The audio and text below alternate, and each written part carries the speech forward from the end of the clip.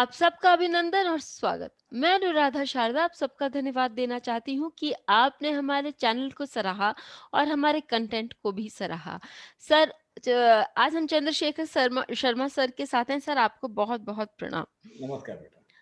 बढ़ने से पहले आपको ये बता दें कि सर की अपनी यूट्यूब चैनल भी है और सर का वेबसाइट भी है। वेबसाइट पर सर ने बहुत सुंदर आर्टिकल्स भी लिखे हैं, तो यदि आप लोगों को पढ़ने की इच्छा हो और ज्ञानवर्धन करना हो, तो डेफ़िनेटली उस वेबसाइट पर अपनी उन सर की ब्लॉग्स को पढ़ें और सर की किताबें भी हैं, तो उन किताबों से भी आप ज्ञान प्राप्त कर सकते हैं। सर, क्योंकि हम स्वांशा के बारे में इतने हफ्तों से 1 साल, लिटरली 1 साल से ऊपर हो गया उस पे बात कर रहे हैं। तो सर, एक बार हम अब हमारी ये आदत में आ गया है कि शुरू करने से पहले हम स्वांशा के बारे में बात कर लें। मैं भी हर रोज़ अलग-अलग ढंग से समझाने की कोशिश करूँगा। सर तो स्वांशय का मतलब तो ख़ैर आप सब विद्वान हो मालूम है, परंतु चर आत्मकारक जिस नवमांश राशि में बैठता है, उसे स्वांश कहा जाता है, ऐसा अधिकतर विद्वानों का कहना है। जी सर। स्व का अर्थ खुद और अंश यानी खुद जिस अंश में बैठा है, तो उसे स्वांश कहते हैं। इसलिए इसके जो योग है, ये सहसा नवमांश कुंडली में देखने चाहिए। हुँ, क्योंकि नवमांश कुंडली में अंशों में अंतर तो 30 120 ऐसा नहीं होगा, 180 अंश वाले भी ग्रह एक दूसरे के साथ एक ही नवमांश में दिखेंगे। हुँ, इसलिए मेरी मान्यता ये है कि यहाँ पर केवल राशि दृष्टि का प्रयोग करना चाहिए। ठीक है सर। परंतु इसका एक और भी अर्थ ऐसा हो सकता है कि स्वस्य अंशः, इसका मतलब चर आत्मकारक का जो अंश है, मतलब उसकी जो राशि है, वो जहाँ नवमांश में है, उसको स्वांश कहा जाए, ये भी इसका अर्थ हो सकता है। जी सर। इसके बाद में कारकांश की भी व्याख्या ऐसी है, कुछ लोगों का कहना है कि दोनों एक ही है कारकांश, क्योंकि कारक का ही अंश है स्व का भी। जी सर। तो कारकांश का ऐसा मतलब निकाला गया है, माना गया है, इसको हम नवमांश तुल्य राशि समझ सकते हैं कि नवमांश में जो राशि है, उसे लग्न चक्र में देखना और जी, उस राशि को कारकांश समझना, वहां जी। से लग्न निकाल के वहां से हमने अंतर हुँ, देखना, जी, चतुर्थ में पंचम में कहा है। जी। इसके बावजूद फिर हमारे ऋषियों ने ऐसा भी कहा है, जैमिनी ने भी कहा है, दुष्कर्णांशवत, कि दृष्टांत से जैसा देखते हैं वैसा आप नवमांश भी देख सकते हैं। कभी ऐसा लिखा है कि लग्नात् वा अंशाद् वा पदाद् वा, कि आप लग्न से भी देख सकते हैं, आरूढ़ लग्न से भी देख सकते हैं और अंश से भी देख सकते हैं। मेरी मान्यता ऐसी है कि नवमांश और लग्न से तो देखना ही चाहिए। हो सके तो आप आत्मकारक से भी देखिए, क्योंकि अंश हम जब बोलते हैं तो सहसा तो नवमांश या द्वादशांश ऐसा अर्थ लिया जाता है। जी सर। परंतु अंश यानी किसी भी पूरे चीज का एक हिस्सा। जी, अब इस अर्थ में लेंगे तो हमारी राशियां भी पूरे भचक्र का एक हिस्सा ही है। जी सर। तो इसलिए हम शायद लग्न से भी यानी ऐसा ले सकते हैं, कारक चरात्मक कारक जहां बैठा है उसी को अंश मान के वहीं से हम लग्न राशि में भी देख सकते हैं। जी सर। तो ये सब प्रकार है, इसमें क्या करना चाहिए, तो ये तीन तो कम से कम के चरात्मक कारक से, स्वांश से, यानी नवमांश में वो जहां बैठा है वहां से, और उसकी जो राशि नवमांश राशि लग्न में जाती है उसको भी मूल मान के वहां से हमने देखना चाहिए, ऐसा मेरा मानना है। इसमें भी शायद लग्न से और नवमांश से इसका प्रभाव ज्यादा होगा। इसका जी, प्रयोग करके देखना चाहिए। हमारे पास अलग अलग राशि चक्र आते हैं, उसके विश्लेषण के वक्त हमने प्रयोग करके देखना चाहिए। जो सही है उसे ग्राह्य कीजिए, क्योंकि हर आदमी एक विशिष्ट दृष्टि से किसी चीज को ज्यादा अच्छी तरह से समझ सकता है।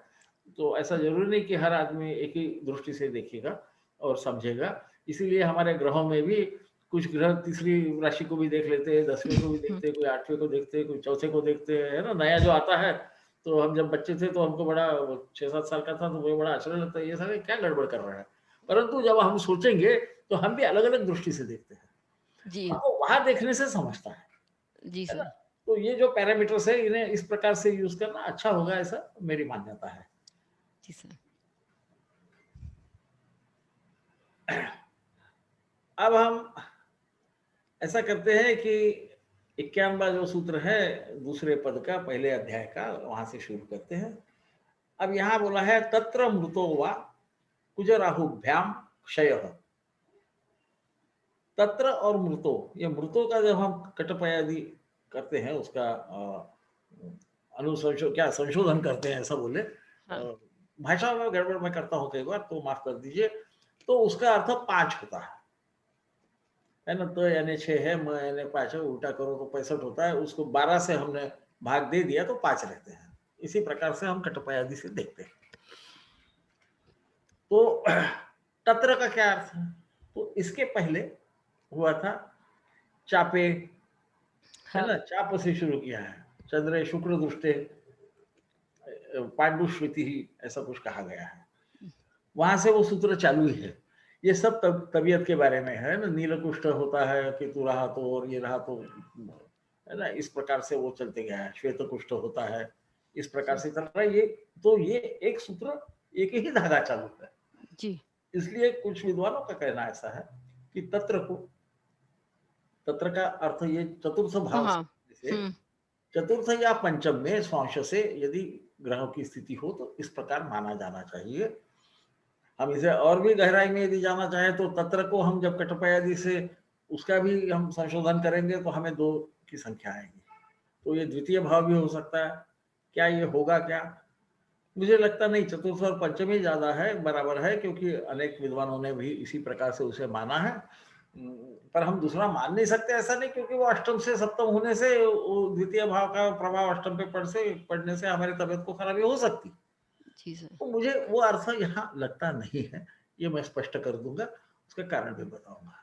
और अधिकतर जो कमेंटेटर्स हैं, जिन्होंने टीका की है, टीकाकारों ने, विद्वानों ने, उन्होंने भी चतुर्थ या पंचम इसी, क्योंकि वा आया है ना, वा का अर्थ या। या तो हाँ, तत्र मृतो वा, यानी तत्र या मृतों से कुछ राहुभ्याम क्षय, क्षय का मतलब तो आप सबको मालूम है। क्षय का एक अर्थ ये भी होता है कि कम होते जाना, जी, है ना? हमारा चंद्र भी क्षय होते होता जाता है, जाता है। क्षीण होते जाता है, क्षीण से क्षय का संबंध है, तो वो धीरे-धीरे कम होता है, ऐसी हमारी संकल्पना है। चंद्र ये हमारे फेफड़ों का, हमारी छाती का कारक भी है, चतुर्थ भाव का कारक भी है, इसे कभी ना भूलिए।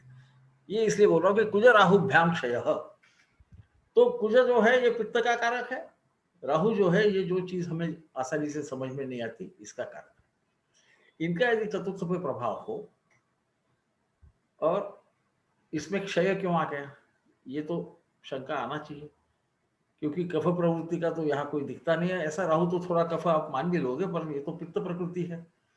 और क्षय में तो छाती में वो बलगम वलगम में बनने लगता है, फिर सांस लेने में तकलीफ होती है। हाँ, ये सांस लेने में तकलीफ का राहु से संबंध जरूर आता है, क्योंकि मंदवत राहु, है ना?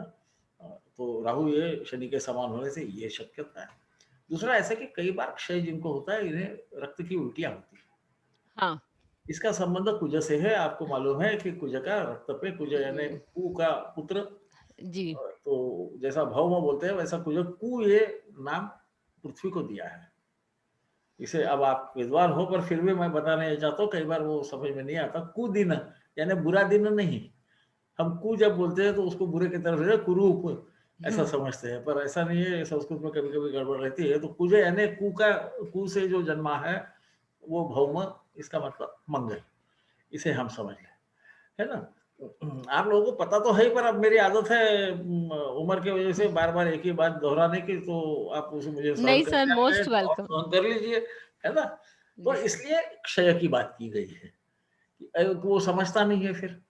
राहु है तो वो कुछ चीज़ समझने नहीं देता। वो जब खून-वून निकलने लगता है तो लोग सोचते हैं कि भई अच्छा ट्यूबरकुलोसिस तो नहीं है, तो इसे चेक करेंगे हम, है ना? क्योंकि राहु आसानी तो नहीं समझता। हुँ, तो इसे हम एक्स-रे के ज़रिए समझते हैं, है ना? ये हुँ, एक्स-रे को पर भी राहु का प्रभाव, ऐसा कई विद्वानों का मानना है। ये जो छुपी हुई चीज़ है ये निकालता है। शायद इस वजह से उन्होंने कहा कि तत्र मृतो वा कुज राहुभ्याम क्षयः। मृतो ये पंचम भाव है, पंचम का क्यों संबंध है? ये जो क्षय की बीमारी है ये हमारे उदर में भी हो सकती है। पहले ऐसा समझा जाता था केवल फेफड़े में होती है, परंतु ऐसा नहीं है, मेरुदंड में भी एक प्रकार का क्षय हो क्षय होता सकता है। हाँ सर, है। इसलिए वो ट्यूबरकुलोसिस होता है, शायद स्पाइनल कॉर्ड भी होता है। पंचम के ओर इशारा कर रहे हैं कि जी यहाँ सर, पर भी हो सकता जी, है। ये हो सकता है, मैं बार-बार इसलिए बोल रहा हूँ कि आगे वो बोलते हैं कि चंद्र दृष्टि निश्चय, इसका मतलब पहले का पक्का नहीं, ये होने की संभावना है। ऐसा भी और चंद्र की हमारा दृष्टि। ज्योतिष शास्त्र ये संभावनाओं का शास्त्र है। हाँ, हम तो बोलते हैं कि ये सही है, क्योंकि जिसका हो जाता है वो बोलता है सर आपने बोला वैसा ही हो गया, तो हमको भी ज़रा थोड़ा-सा गुरूर आ जाता है। तो ठीक है, परंतु वो संभावनाओं का शास्त्र है और वो संभावनाओं को प्रत्यक्ष में लाने के लिए कर्म करना पड़ता है ना? ऐसा पौर्वदेहिक से दो दैव मिलता है, ऐसा याज्ञवल्क्य जी ने बोला है। तो जब चंद्र उस पे देखेगा, अब यहाँ कफ प्रवृत्ति आ गई और ये चतुर्थ भाव का कारक है चंद्र। वहाँ पर वो क्षय ज़रूर देगा, इसे हम कभी ना भूलें। नहीं तो क्या होता है कि सूत्र में बोला है, तो वो ठीक है पंचम या चतुर्थ में कारक अंश से या स्वांश से कुजय और राहु है, तो इसको क्षय हो जाएगा। ऐसा बोलते वक़्त हमने समझना चाहिए कि ये एक संभावना है, इस प्रकार का कुछ भी हो सकता है। छाती में काफ़ी चीज़ें होती हैं, खून जाने के अलग-अलग कारण हैं, कुछ कारण हमें समझ में भी नहीं आते, वो भी रह सकते हैं क्योंकि राहु चीज़ों को समझने नहीं देता आसानी से, इसीलिए उसे छाया ग्रह कहते हैं। वो छाया डाल देता है, छाया से आप सीधा देख नहीं सकते, है ना? इसीलिए उसे वराहमिहिर ने भी बोला है कि ये ग्रह नहीं है, छाया ग्रह है, यानी ग्रहों की छाया। जी सर। ग्रह से छाया इति छाया ग्रह, इस प्रकार से उसका आपको करना पड़ेगा, बराबर है क्योंकि पृथ्वी नाम के ग्रह की या चंद्र नाम के ग्रह की छाया होती है वो। तो वो सूर्य होता तो है पर हमको दिखता नहीं है ना? ये संकल्पना उसकी समझ लीजिए। मैं संकल्पना इसलिए बताना चाहता हूँ, आप तो वैसे विद्वान हो पर फिर भी मुझे ऐसा लगता है नींव पक्की है तो सब कुछ हम कर ले सकते हैं। तो सूत्रों में भी कोई ना कोई कारण है, कुजय न पिटकादि। केवल यदि मंगल है तो फिर ये इसको इरप्शन हम बोलते हैं ना, वो ऐसे लाल-लाल हमारे चमड़े पे कुछ होगा कभी-कभी हो जाता है। तो उसको मराठी में घामोळा वगैरह भी बोलते हाँ हैं। सर, स्वेट की वजह वो से, हो जाता पसीने की है, वजह से देखो पीठ पे ऐसे घमौरियाँ हो जाती हैं, हाँ दाग सर। आ जाते हैं, हाँ, है ना? लाल-लाल वो हो जाते हैं, घमौरियाँ बोलते हैं उसको। घमौड़िया घमौड़िया बोलते हैं, करेक्ट, हाँ, करेक्ट। हाँ, अबे आजकल घूमने लगा हूँ ना, घमौड़िया बोलते हैं। देखिए वो गर्मी से संबंध है हाँ और सर। ये कुजा है, ये अग्नि तत्व है। इसे मत इधर हमारी पीठ भी है ना? हुँ, तो इस प्रकार से हम इसे देखेंगे तो हमको उसका कारण समझना, जी सर। क्योंकि अनेक रोग हैं, सब लोगों का तो हमारे ऋषि बताएँगे नहीं, उन्होंने आपको रख दिया इसकी समझ लो क्या होता है। मेरे समान होगा तो कोई गर्म पानी में गिर जाएगा, पीठ उसकी जल जाएगी। वो भी कुजेना पिटक आदि में ही आएगा। है ना? मैं जब छोटा था तो ऐसा हुआ था, ऐसे मेरी माँ बताती है। तो मैं गर्म पानी के पतीले में गिर गया था। माँ के पीछे गया, लटक गया उसको और गिर गया।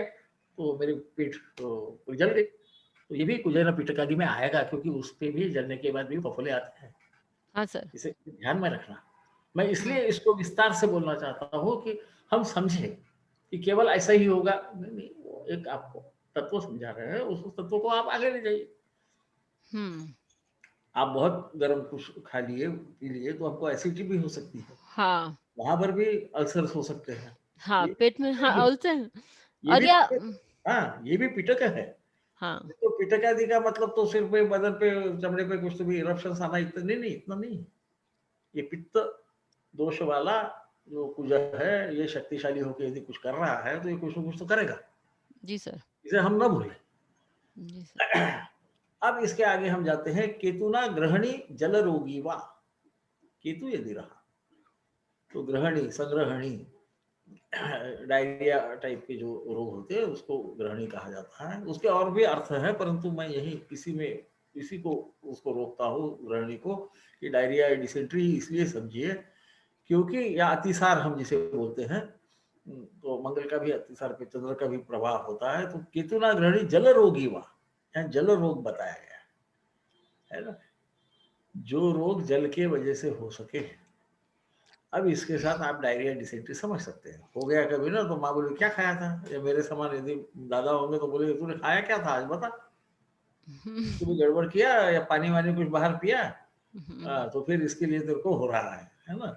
ये केतु है, ये सडन होता है, अचानक, अकस्मात कुछ भी करने की शक्ति केतु की है। सर टाइफाइड भी हो सकता है, जॉन्डिस टाइफाइड? टाइफाइड हो सकता है, परंतु इसका संबंध ज़रा ज़्यादा आता है ऐसा मुझे लगता है। जी संग्रहण सर, टाइफाइड भी हो सकता है।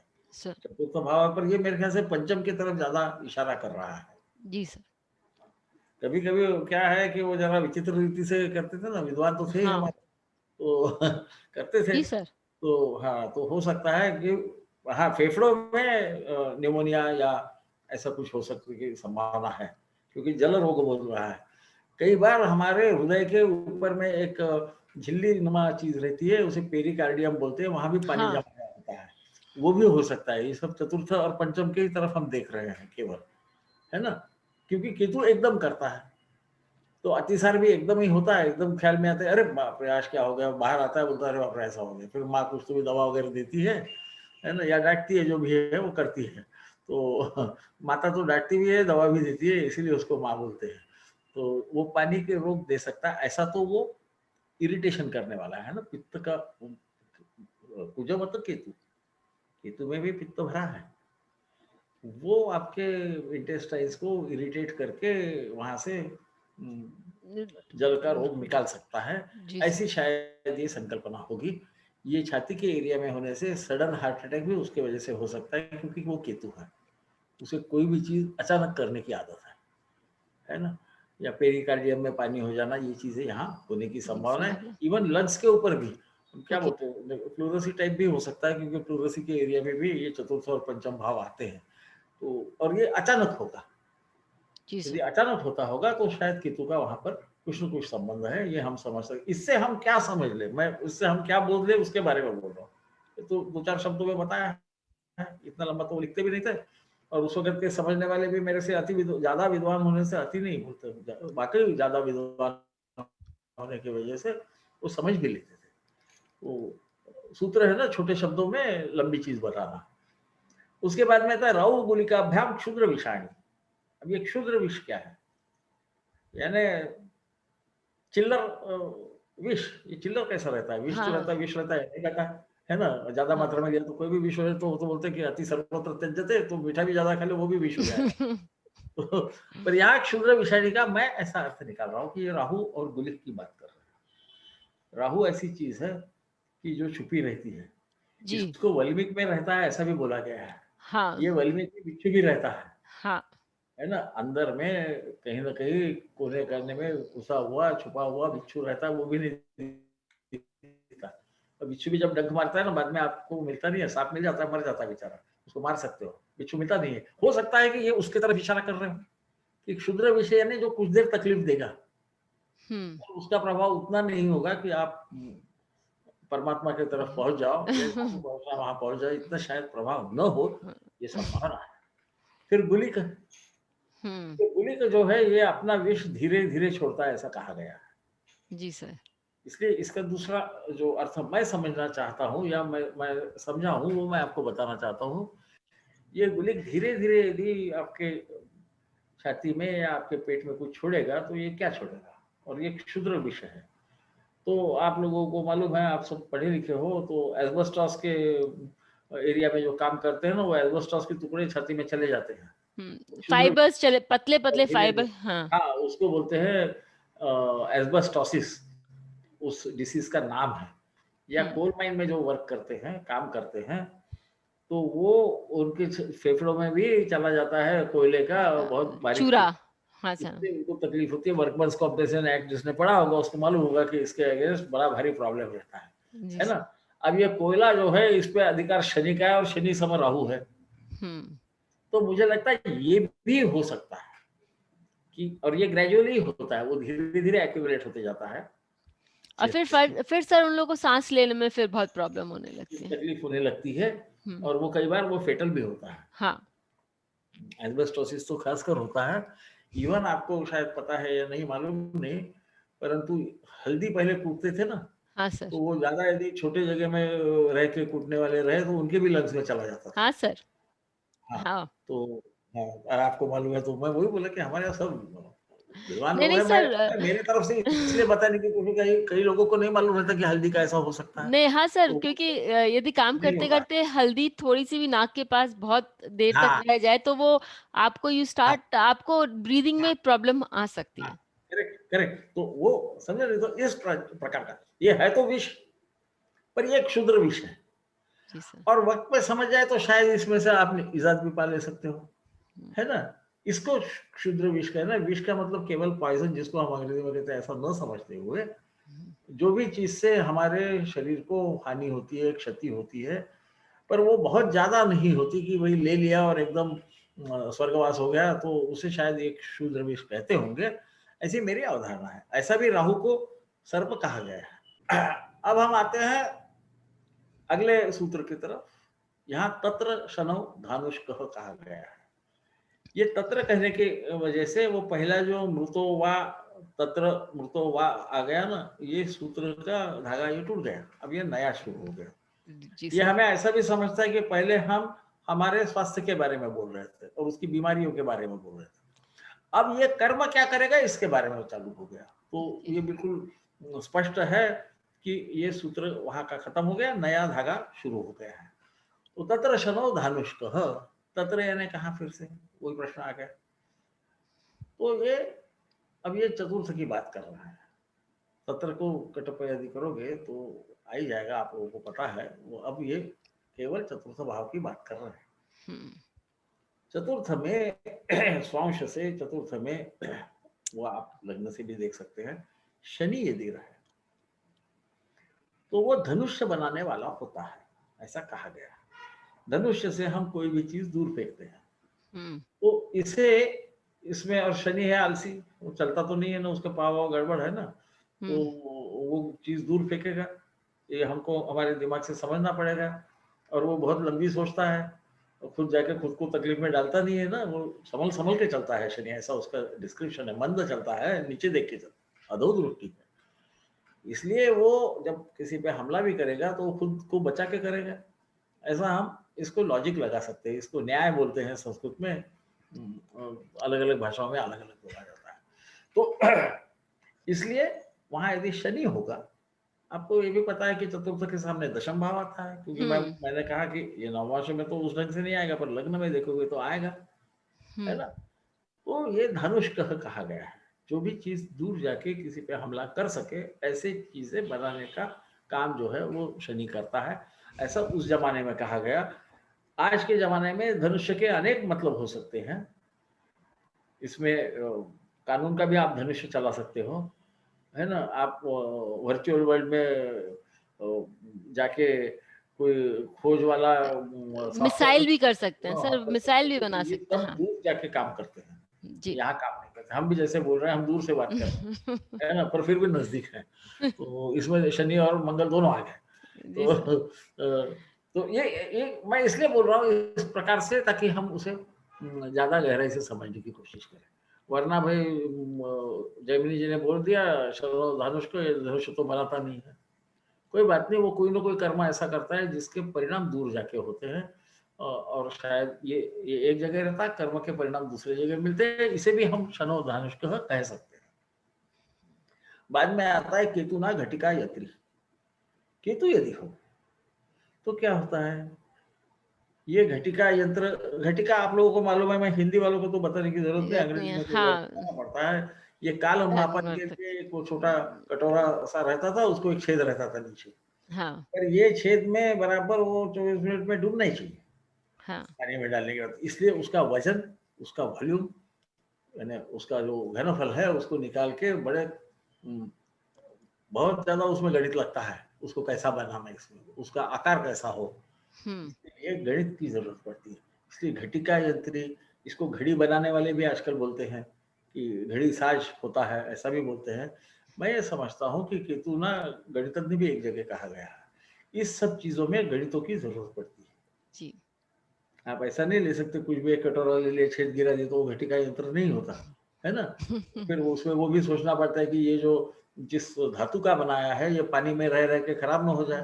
वो जी। लोहा तो रहेगा नहीं, ये हमें हाँ। भी समझना चाहिए। तो कांस्य होगा या हाँ। पीतल होगा या तांबा होगा, जी है सर। ना। तो ये सब अनेक चीजों को इकट्ठा करके, उसका गणित करके, फिर जो कुछ चीजें करता है, वो केतु ना घटिका यंत्री बोला गया है। तो सर, तो साइंटिस्ट भी हो सकता है। हाँ हाँ, क्यों नहीं हो सकता। उसके काम में गणित का काफी काफी प्रभाव रहेगा, उपयोग, हाँ, इसलिए उपयोग होगा। केतुना गणितज्ञ कहा गया हम्म। है ना कहीं वो सूत्र आएगा, पहले नहीं आया होगा तो बाद में आएगा, है ना। तो और मैंने ये देखा है कि चतुर्थ में, यहाँ तो मैं लग्न की बात कर रहा हूँ, सहसा या तो आदमी अपना ग्रेजुएशन लेवल का कोर्स बदल देता है, या वो सीए होता है, और सीए होके वो सीए का ही काम करता है, अकाउंटेंट का ही काम करता है। यदि चतुर्थ में वहाँ न हो। हो तो वो सीए होगा तो दूसरे के यहाँ नौकरी करेगा। ऐसा सहसा आपके नज़र में आएगा राशि चक्रों पे देख लेना क्या होता है ना? मैं गलत भी रह सकता हूँ, तो मैंने ये देखा है और मैं उसका जोड़ वही जमा रहा हूँ। सर यदि इसमें लग्न में हो काफ़ी या चीज़ों चतुर्थ का भाव में। हाँ, कैलकुलेशन करना पड़ता है बेटा। नहीं, अभी नहीं सर, मैं ये हाँ, पूछ रही हूँ कि यदि लग्न में हो या चतुर्थ भाव में हो? ये चतुर्थ की बात कर रहा हूँ मैं, जी सर। चतुर्थ की। लग्न में होगा तो शायद वो काम दूसरा करेगा, होगा सीए पर खुद का काम यानी कंसल्टेंट करके न करते हुए वो किसी बड़े संस्थान में एमएनसी तो में होगा तो हाँ, हाँ। वो कंसल्टेंट होगा, परंतु वो सीए जैसा आपका फॉर्म वगैरह आपका नहीं भर देगा वो, है ना? क्योंकि आपने बजट देखा होगा तो देखा होगा कि इतना परसेंट फिर उसपे इतना सेस फिर उसमें से इतना डिडक्शन फिर ये जो सर। कॉम्प्लिकेटेड चीज़ें हैं ना, हमको समझता नहीं कि गणित का और सीए का क्या संबंध है। जी सर। हम गणित प्योर मैथमेटिक्स समझते हैं। ये घटिका यंत्र बोला गया है, इसमें काफ़ी चीज़ें देखनी जी। है ना? किस स्पीड से नीचे जाएगा हुँ, और इतना ही इसमें 24 मिनट में ही जाना चाहिए उसमें, डूबना हुँ। चाहिए, है ना? 24 मिनट की एक घटिका होती है ना मेरा घटिका जी। ख्याल यदि याद है मुझे तो। जी सर। तो हाँ, वो 24 मिनट में ही जाना चाहिए। कितना जी। फिर उसके अंदर पल के मार्क्स रहते हैं, हाँ, है ना? एक तो वो फला एक घंटे में फिर से पल 60 हाँ, फिर फल वो होते हैं। 60 मार्क्स करना, फिर उसमें 60 में फिर और 60 करना, विपल करना, उसको घटिका यंत्र बोलते हैं। तो जी, यहाँ कॉम्प्लिकेशंस चालू हो गए, है जी ना? सर। आपका इनकम, इतना टैक्स, लेस डिडक्शन, है ना? हुँ। फिर क्या ईएलएसएस में किया उसका अलग डिडक्शन, फिर इसमें जी सर, सरचार्ज इधर हाँ, आ गए उसमें अनेक प्रकार, वो गणित है ये। ये जी केवल सर। मैथमेटिक्स नहीं है और जी, शायद इसीलिए उन्होंने गणितज्ञ कहा गया जी सर। है ना? कहीं तो भी है मेरे ख्याल से हाँ, यहीं पर है, केतु ना गणितज्ञ आएगा आगे जाके। तो उसको इसलिए समझ लेना कि क्यों केतु का गणितज्ञ ये छोटे-छोटे टाइम काम करते हैं। जी सर। केतु की एनर्जी ज़्यादा देर नहीं रहती, है ना? इसीलिए हम उसको उत्पात केतु कहते हैं संहिता में। वो हुँ, सडनली आता है लाल रंग देके फिर गायब हो जाता हाँ। है ना? हाँ, इसीलिए उसको शिखा कहते हैं, वो शिखा के समान ही दिखता है, जी सर। फिर गायब हो जाता है। तो केतु स का काम ऐसा स्पर्ट में काम करना है, इसमें भी ऐसे ही है। ये एक जी, हो गया, अब दूसरा करो, फिर दूसरा हो गया, फिर तीसरा करो, फिर सब करके कुछ तो भी तैयार करना। तो इस ये अर्थ में होना चाहिए ऐसी मेरी धारणा है। मैं जी गलत सर। हो सकता हूँ, उसमें कोई ऐसी बड़ी बात नहीं है। ज्योतिष वैद्य में अलग-अलग मतों को जो अच्छा लगे, जो काम सर, करे वो काम का है, उसको लेना बाकी छोड़ देना चाहिए। जी सर। इसके बाद में कहा है बुधेन परमहंसो लघुड़ीवा। अब परमहंस की डेफिनेशन भी आपको बताने की जरूरत नहीं, रामकृष्ण परमहंस कहा गया था उनको, वो विवेकानंद के गुरु थे जी सर। और हालांकि वो पुजारी थे, हुँ, परंतु उनसे काली माँ बोलती थी। हुँ। देखिए परमहंस यानी सन्यासी के काफी ऊपर जाने पे जो होता है उसे हम परमहंस बोलते हैं, जी, है ना? एक वो रामभद्र परमहंस भी है जिन्होंने सुप्रीम कोर्ट में बचपन से वो अंधे हैं और ऋग्वेद की ऋचाएँ सुनाकर सुप्रीम कोर्ट को बताया कि ये देखो राम जन्मभूमि की राम कहाँ जन्म हुआ उसकी जगह सरयू तट से कौन से दिशा में है ये दिखाया गया है। और उन्होंने वो मुखोद्गत बोल के दिखाया, सुप्रीम कोर्ट ने चेक किया और बाद में बोला कि ये तो दुनिया का सबसे बड़ा आश्चर्य है, हम ये इमेजिन ही नहीं कर सकते कि ये कभी पढ़ भी नहीं सकते थे और फिर भी इतने सटीकता से इन्होंने ये कहा कि यहीं पर प्रभु रामचंद्र का जन्म हुआ, उसके आधार पे जजमेंट दिया गया। यहाँ धर्म का कोई संबंध नहीं, यहाँ व्यक्ति की बुद्धिमत्ता का संबंध है। वो परमहंस होने से उनका जो मस्तिष्क है वो अलग एरिया में काम करता था, इसलिए इतनी स्मरण शक्ति थी। इस अर्थ में हमें लेना चाहिए। वहां तो महंत तो बहुत सारे हैं, है ना? हुँ। न्यास में जो क्या राम मंदिर न्यास बोलते हैं उसमें इनका कुछ अलग स्थान है। तो ये अलग स्थान होगा तो वो परमहंस स्थान है। जी सर। लगुड़ी वा कहा है। अब इसके दो अर्थ निकाले गए हैं कि सभी सन्यासी एक हमारा पलस दंड लेके निकलते हैं, हुँ, ये भी लगुड़ी बोलते हैं, हुँ। परंतु शिक्षार्थी भी ऐसा पलश दंड लेके निकलते थे, है ना? उसी से जाना जाता था कि ये जो रास्ते से बालक जा रहा है ये विद्यार्थी है, तो उसको कोई तंग नहीं करता था। एक जमाने में जंगल वगैरह से जाना पड़ता था, तो वो उसका क्या बोलते हैं उसको पास था समझ लीजिए आप। वो लगुड़ी लेके जाएगा तो उसका उसकी ऊंचाई भी कितनी होना उसका मापदंड दिया हुआ है, आप पढ़ोगे, आप लोगों को धर्म में इंटरेस्ट जिनको है वो पढ़े तो उनको समझ जाएगा। लगुड़ी से उसको एक छोटी सी चिंदी सा ऐसा पताका बांधी रहती थी, है हाँ, ना? वो पताका जगत गुरु शंकराचार्य भी ऐसा लेके चलते, पर वो अलग हाँ, ढंग की रहती है। वो पताका से वो क्या स्टेज है वो समझता है। हाँ। परंतु वो केवल सन्यासी ही होगा ऐसे तो सहसा कहा गया है। मेरे मानने से वो विद्यार्थी भी हो सकता है, क्योंकि बुद्ध की बात चालू है और बुद्ध हुँ, को कुमार कहा गया है। हुँ। ये बालक नहीं है पर ये कुमार है। इस उम्र में यंग मैन, हाँ, विद्यार्थी गुरुकुल में पढ़ने को जाते थे, हाँ। क्योंकि ये उस जमाने में लिखा गया है जब ये प्रथा प्रचलित थी। जी सर। आजकल के ज़माने में तो कार से जाके वापस आ जाते हैं, पर उस वो नहीं, वो लगुड़ी धारक नहीं है। है ना? क्योंकि ये माता-पिता को छोड़ के विद्या के लिए चले जाते थे गुरु के यहाँ, और कोई जी फ़ोन सर। भी नहीं था वापस फ़ोन करके पूछने के लिए, मम्मी ऐसा हो गया करके, है ना? तो ये अलग टाइप के है, ये भी एक प्रकार के सन्यासी ही इन्हें कहा जा सकता है, इसलिए उन्हें गायत्री मंत्र कहने को बताते थे। जी है ना? सर। सूर्य गायत्री, सवितुर गायत्री बोलते थे। तो जी चलो सर। हम धर्म की तरफ नहीं जाते, हम फिर से हमारे ज्योतिष की तरफ आ जाते हैं। इसके बाद में आता है, ये 3 तो हमको समझ गए, ये भी प्रोफ़ेशन है, ये भी कर्म है। बाद में होता है राहुणा लोह यंत्री। वो धनुष्य को बाण लगता है, उसको लोहे का टिप रहता है, यहाँ पे राहु आ गया, ये भी शनि के समान है। हाँ, हमने ये पहले भी लोहे देखा के ये। यंत्र हाँ। बनाता है। और जैसा हम जब ये बात कर रहे थे थोड़ी देर पहले कि राहु छाया डालता है, तो यंत्र के अंदर में क्या चलता है ये आपको दिखाई नहीं देता, है ना? हुँ, शनि सम होने से वो लोहे से तो कुछ काम करेगा, लोहा, कोयला आदि जो शनि के आधिपत्य में है उसमें करेगा, परंतु ये लोह यंत्री है, ये लोह से यंत्र बनाता है। और जी आप सर। जो भी यंत्र देखोगे उसके ऊपर एक आवरण रहता है हाँ, ना? अंदर उसका मैकेनिज़्म जो अलग ही रहता है। वो जी सर। आपको दिखता नहीं है, जी वो सर। अंदर काम करते रहते हैं, यही राहु का काम है। छुपा के रखना। अंदर क्या है, किसी को सूर्य है उसको दिखने नहीं देता, काम हुँ, तो सूर्य करता है ना? हुँ। हम बोलते हैं राहु ने उसको ग्रास कर लिया, तो वो तो पृथ्वी उस पे अपनी छाया डाल देती है, या जी सर। चंद्र डाल देता है छाया, है ना? चंद्र पे पृथ्वी और पृथ्वी पे चंद्र डाल देते हैं। तो राहु अंदर में क्या चल रहा है आपको समझने नहीं देता। लोहे यंत्र में भी यही होता है। यदि लेथ है तो आपको लेथ में अंदर में गियर्स कैसे काम करते हैं वो दिखता नहीं, वो पूरा कवर्ड रहता है। जी सर। ये शायद इसके पीछे की संकल्पना हो। ऐसा कहीं लिखा नहीं है, किसी विद्वान ने बोला नहीं, पर मैं जिस ढंग से समझना चाहता हूँ तो मैं लोह यंत्री क्यों, ये हमको हर सूत्र को, हर वाक्य को, जो भी हमारे ज्योतिष शास्त्र के मैं जिसे क्लासिक्स बोलता हूँ, प्रामाणिक ग्रंथ जो है, जी सर। ये बाद में आए हुए नहीं। जो पाराशर आदि जो है प्रवर्तकों ने लिखे हुए, वैद्यनाथ है, हमारे मंत्रेश्वर है, इनको हम प्रामाणिक ग्रंथ मानते हैं। तो हुँ, इनके एक एक वाक्य के गहराई में जाके सोचना चाहिए। जैसा चंद्र को योषित व्यथा कहा गया है, फल दीपिका में बोला है, किसी का हुँ। ध्यान नहीं जाता। वो बोलते हैं ट्रबल फ्रॉम वीमेन। नहीं नहीं, वो कामी है ना? वो हुँ, कामातुर है। वो ट्रबल हाँ, ऐसा नहीं है आप जो समझ रहे हैं वैसा। कोई भी ट्रबल नहीं है कि लड़के वो इसके बारे में पीछे पड़ के कुछ लफड़ा कर सकता है। ऐसा हाँ। कहा गया है, ऐसा करता है ऐसा मैं नहीं बोलता, मैं बता रहा हूँ आपको। जी एक सर। उदाहरण के तौर पे कि जिन्होंने फल-दीपिका पढ़ी होगी तो उनको लगेगा, बाकी जगह कामातुर बोला है। उन्होंने डायरेक्ट बोल दिया, इसने उल्टा घुमा के बोल दिया। हुँ, हाँ, और बात वही है लेकिन ईश्वर है, बस। वो मंत्र मंत्र के ज्ञाता है, वो ऐसे आसानी से नहीं आपके हाथ में देने वाले कुछ भी। योषित तो व्यथा बोलते हैं वो, है हुँ, ना? तो ऐसे ही ख्याल में रखते जाना। तो मैं इस तरह से देखता हूँ और मैं सोचता हूँ कि आप भी इसी प्रकार से उसे सोचना चालू कीजिए कि भई वहाँ बोल दिया रवीणा खड़ग, यानी खड़ग लेके घूमेगा, तो ऐसा मत समझिएगा। जैसा आगे आ रहा है रवीणा खड़ग। रवि यदि रहा चतुर्थ में तो ये खड़ग का कर्म करेगा। खड़ग से काम क्या करेगा? राजाओं के हाथों में खड़ग रहता था। हुँ। जैसे हमारे आनंद दादा जी को मालूम है, काली माता के हाथ में भी आते खड़ग, खड़ खड़क रहता है। जी सर। कई खटवांग भी कभी-कभी है, खटिया का भी पाँव है किसी के हाथ में, तो ऐसे हुँ, अलग-अलग आयुध है ना? क्योंकि ये राजा है।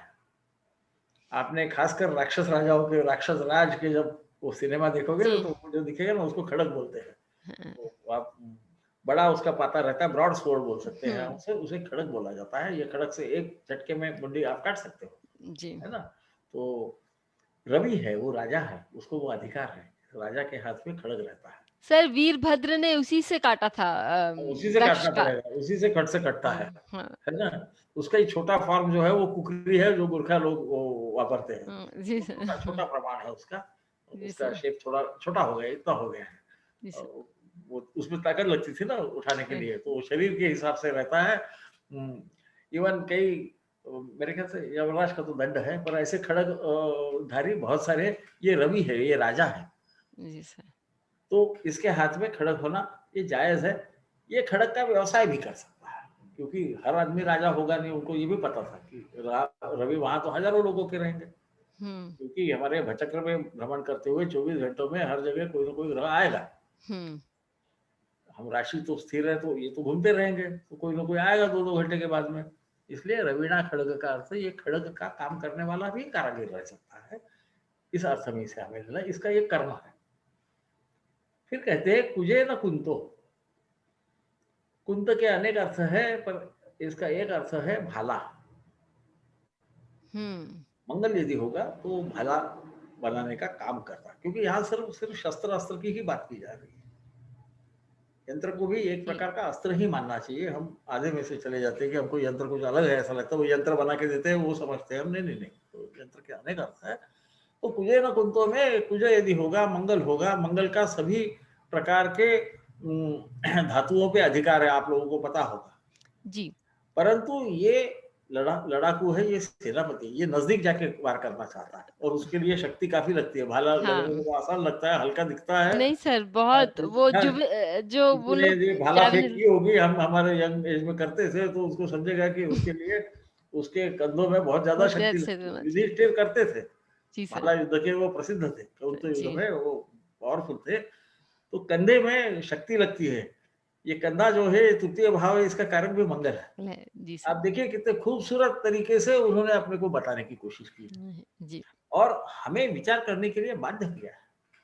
हुँ, इसीलिए उन्हें ऋषि जैमिनी कहते हैं, या ऋषि पाराशर जो कहा जाता है, वो आपको थोड़ी सी चीज दे रहे हैं, बोलते इसके अंदर आप घुसो। जी, बहुत है, सुंदर तो सर। ज्योतिष ने उसके अंदर जाना चाहिए, उसका कारण ढूंढना चाहिए। क्योंकि आपको मालूम है कि हर आदमी तो भला बनाएगा नहीं। हमने भी तो हुँ, हमारा दिमाग लगाना है कि हो सकता है हैंड टूल्स जिसको हम बोलते हैं वो करें, जी सर। है ना। हुँ।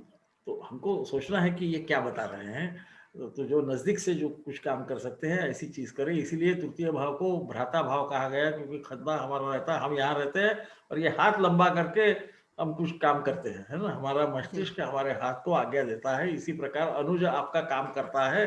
छोटे भाई को हर वक़्त बड़ा भाई रखते थे, तुम मेरा काम कर के, है ना? इसलिए उसको तृतीय भाव दिया हुआ है। तो इस ढंग से हम यदि सोचे, माफ़ करना मैं ज़्यादा बोल जाता हूँ कभी-कभी, पर मुझे नहीं सर, अच्छा लगता है कि हम उसके गहराई में जाके उसको सोचने की कोशिश करें। उसका केवल एक बाबा वाक्यम प्रमाणम न करें। नहीं तो लिखा है कि मंगल जिसके दशम भाव में नहीं, वो बच्ची की शादी कैसी करेगा। तो ऐसी कोई गलती न करें कि दशम भाव में मंगल नहीं तो इसकी लड़की की शादी नहीं होने वाली। समझने की कोशिश करें कि उपमा उत्प्रेक्षा से भरपूर शास्त्र है। तो जी इसका सर, मतलब वो भाई कर्तृत्ववान रहेगा तो कमाएगा, कमाएगा तो बच्ची की शादी के लिए धन इकट्ठा हो जाएगा। जी सर, दशम भाव में मंगल दिग्बली हो जाता है, हमको मालूम है हाँ। ना? इसी इसी प्रकार से हमें उसको सोचना ज़्यादा अ, संयुक्तिक होगा, ऐसा मेरा मानना है। मैं आप लोगों को बहुत तकलीफ देता हूँ और नहीं आप प्यार सर, से सहन बहुत-बहुत करते हैं, इसके लिए द धन्यवाद।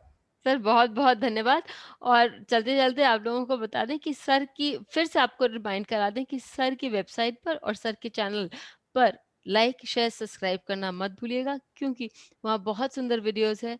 आप सब दर्शकगण आपको आपके बहुत सारे क्वेश्चन्स भी आते हैं सर के उस पर वीडियोज़ पर तो उनको देख कर आप यदि वो वीडियोज़ देखेंगे आपके बहुत सारे संशय जो हैं वो समाप्त होंगे। Sir bell thank icon you. को दबाएं ताकि आपको वीडियोस की अपडेट मिलती रहे। हमारे वीडियोस को लाइक करें, शेयर करें, उन पर कमेंट करें और हमारे चैनल को सब्सक्राइब करना न भूलें।